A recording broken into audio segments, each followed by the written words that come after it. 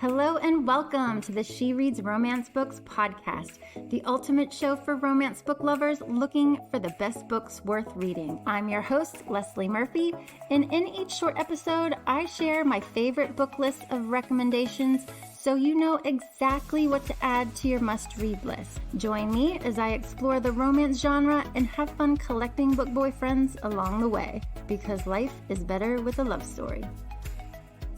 Hello, readers. It is mid-November, so you know that means it's time for every reader to come out of the woodwork to vote and share what they really think about the Goodreads Choice Awards.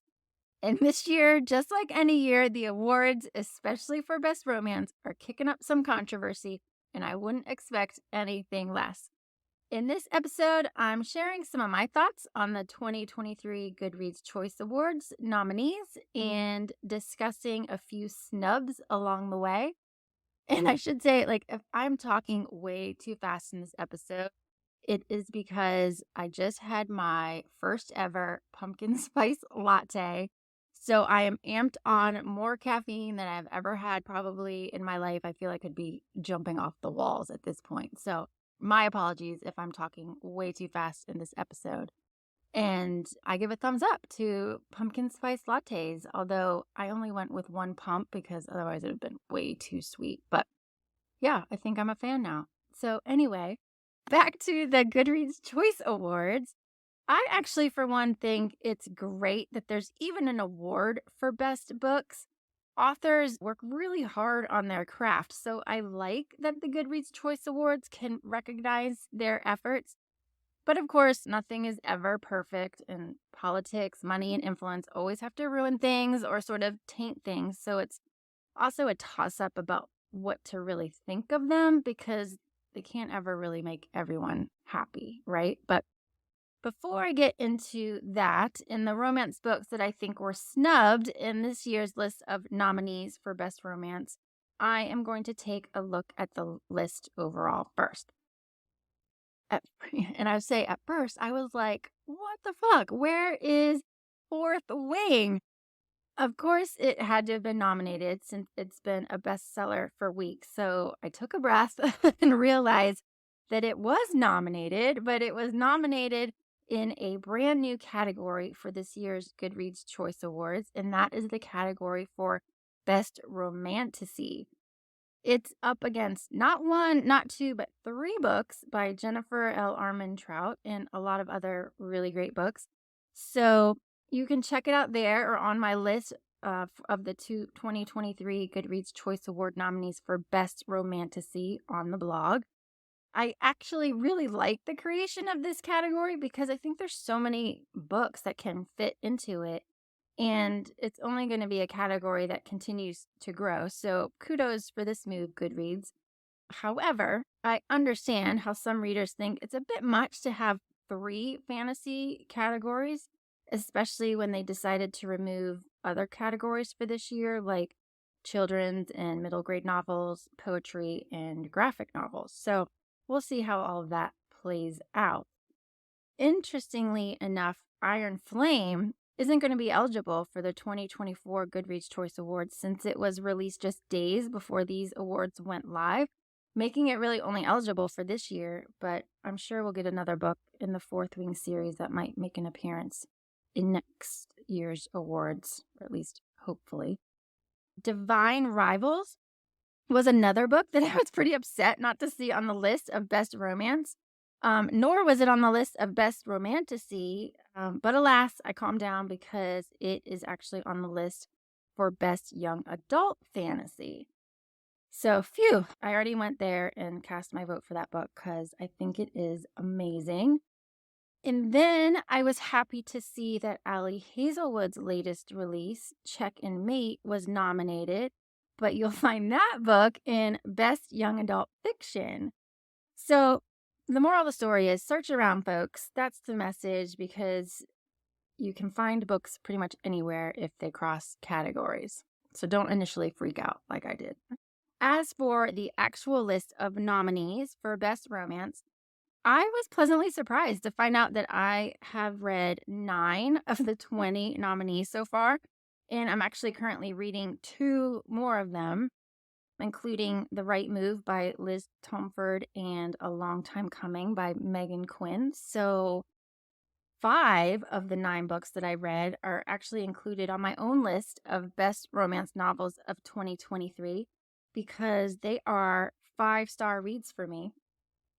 And those include Love Theoretically by Allie Hazelwood, Practice Makes Perfect by Sarah Adams, Yours Truly by Abby Jimenez, Things We Hide from the Light by Lucy Score, and In the Likely Event by Rebecca Yarros. So I obviously don't take any issue with those nominations. And, from their Goodreads ratings, it seems like others really like them too. So that's awesome. Now, one book on the list, I will admit that I put Pucking Around on my do not finish pile. And The Long Game, I did finish, but really didn't quite enjoy it that much. So I was kind of surprised to see them on the list, especially since the latter, their Goodreads ratings weren't super high, which sort of brings me to the question, how are the nominees really selected anyway, right? This has always been a mystery to me, especially when I see books where my first reaction is, huh? How did that one get on there? But who really knows? I've got to say, if you click on their link for rules and eligibility, which I do because I'm a complete nerd and want to know, all Goodreads says is that they analyze statistics from the millions of books added, rated, and reviewed on Goodreads to nominate 20 books in each category. Opening round official nominees must have an average rating of 3.50 or higher at the time of launch. A book may be nominated in no more than one genre category, but can also be nominated in the debut novel category. Only one book in a series may be nominated per category, plus they then give dates that a book has to be published between. So all of those really limited words tell me that other than the publication date parameters and a rating of at least 3.5, it's sort of a mystery as to how these books make the list. Because if it's really about popularity or the most liked books, I think books with a high overall rating plus a high number of ratings and reviews would dominate the nominee list because those indicate that a lot of readers liked it, right? But that's not really the case with all of the nominees this year. Of course, Emily Henry's latest Happy Place deserved a spot because its ratings are off the charts high, with an overall rating of 4.07 and 545,386 total ratings. So, yeah, a no-brainer to see her latest release on the list yet again this year, as they typically are every year. So, if we're to look at other romance books of 2023 that had high ratings, some snubs that come to mind are Behind the Net by Stephanie Archer, which has over 52,000 ratings, or even Elle Kennedy's latest, The Graham Effect, which is gaining popularity. It has a rating of 4.12 and already over 22,000 ratings, and that's for being out less than a month before the awards went live. So I honestly haven't read either of those books, but I bring them up because they have more ratings than at least 2 of the books on the nominee list. So again, it just begs the question, how really are nominees chosen? The big issue, though, with this year's Goodreads Choice Awards, and pretty much every year, I think, is the lack of diversity. Where are the authors of color, the diverse storylines, the indie authors, you name it. I think this is a very important issue to raise, as diversity can always be done better. I personally think that one of the biggest snubs for this year's Goodreads Choice Awards was Hannah Bonham Young.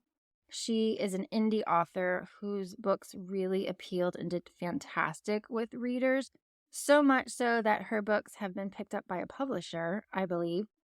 Her latest release this year, Out on a Limb, would have been my choice as a nominee, given the great storyline, terrific writing, and the diversity of her characters with limb difference.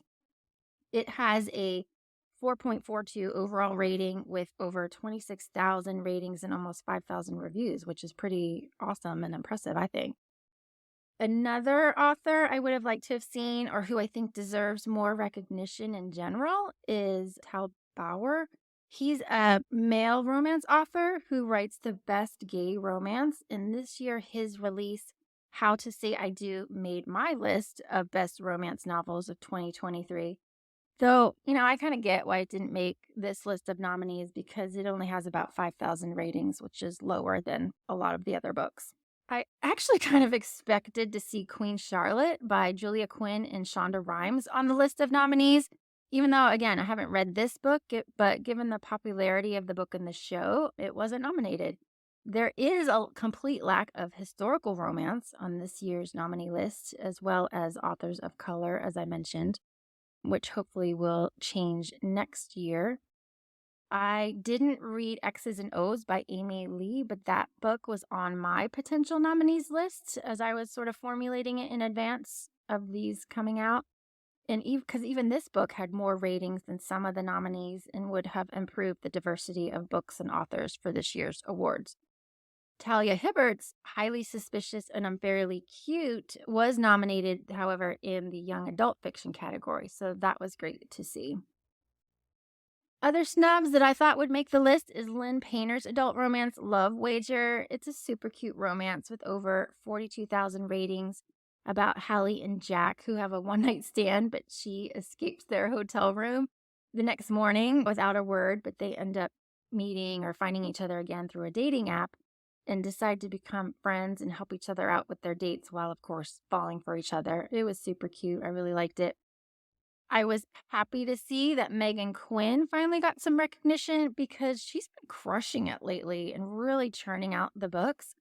She, I think, could have had 2 books nominated if you're going off reader ratings because Right Man, Right Time has a rating of 4.12 with a total of over 55,000 ratings and over 4,000 reviews. So that's pretty impressive, but I'm sure she's just super psyched with her nomination for a long time coming. Her books have actually been kind of hit or miss with me lately, but I really did enjoy Right Man, Right Time, which is a fake relationship with a sex-positive heroine and a really hot hockey player in her Vancouver Agitators series. Neither of these really, though, make the list more diverse, however, I do recognize. But lastly, another book that seemed to be super popular this year on Book Talk and came in with high ratings is Done and Dusted by Lila Sage. It was just okay for me personally, but this could have upped the indie representation. Plus, it has an overall rating of 4.0 with 41,000 total ratings and over 6,000 reviews. So I can understand if Sage is feeling a bit snubbed with this year's Goodreads Choice Awards. To appease readers and potentially help increase diversity, I really wish that Goodreads would bring back the ability to write in a nomination. They stopped that last year, I think it was. But I loved the opportunity in the past because it definitely gave other books a chance. And it truly felt like it gave readers a voice since this is an award based on readers. Anyway, so I think readers should be able to truly express their opinion, including voting for books that they think were overlooked or snubbed in the original list. So Goodreads, if you're listening, please bring that back for 2024. I think it would really go a long way. I'm going to wrap up the year highlighting my own list of best romance books of 2023. So stay tuned for that episode coming in just a few weeks. But if you have an opinion on the 2023 Goodreads Choice Awards list of nominees or have a book that you felt was snubbed this year, visit this post on shereadsromancebooks.com and maybe share it in the comments or shoot me an email because I would love to hear it. In the meantime, if there is a nomination that you loved, go and vote. The opening round of voting ends on November 26th, with the final round running from November 28th through December 3rd. And the winner announced on December 7th. Thanks for listening to my thoughts and opinions. Happy reading.